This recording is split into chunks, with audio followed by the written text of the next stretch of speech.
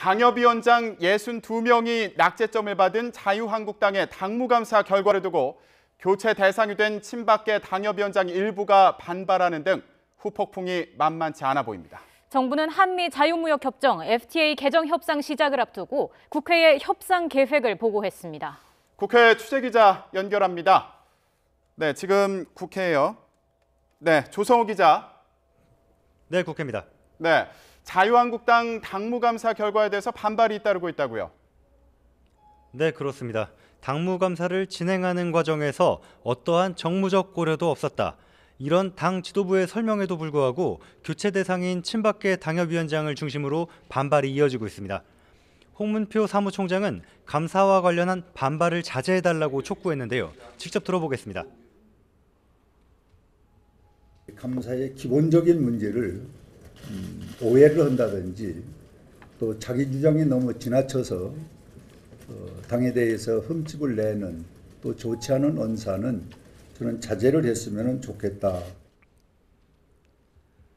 하지만 오늘도 유기준 의원이 교체 대상인 일부 원외 당협위원장들과 이번 감사는 홍준표 대표의 사당화를 위한 정적 제거라고 비판했습니다. 경기도 화성시의 시도 의원들도 서청원 의원에 대한 당무감사 결과를 받아들일 수 없다며 기자회견을 열었는데 직접 들어보시죠. 홍준표 대표의 사당화와 바른정당 복당파에게 당협위원장 자리를 만들어주기 위한 후안무치한 정치보복이요. 이와 관련해 당의 권력 구조가 이미 홍준표 체제를 중심으로 재편된 상황이어서 이들의 반발이 큰 파급을 낳지는 못할 것이라는 분석도 나오고 있습니다. 다만 오는 22일 예정된 홍준표 대표의 성완종 리스트 사건 대법원 판결 결과가 또 하나의 중대 변수로 떠올랐습니다.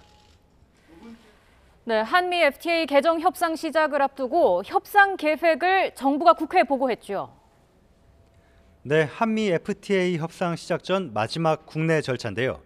산업통상자원부는 최근 보호무역주의를 강화하는 미 트럼프 행정부의 FTA 개정 요구에 대해 우리 업계의 생산 구조를 고려해 대응하겠다는 방침을 밝혔습니다.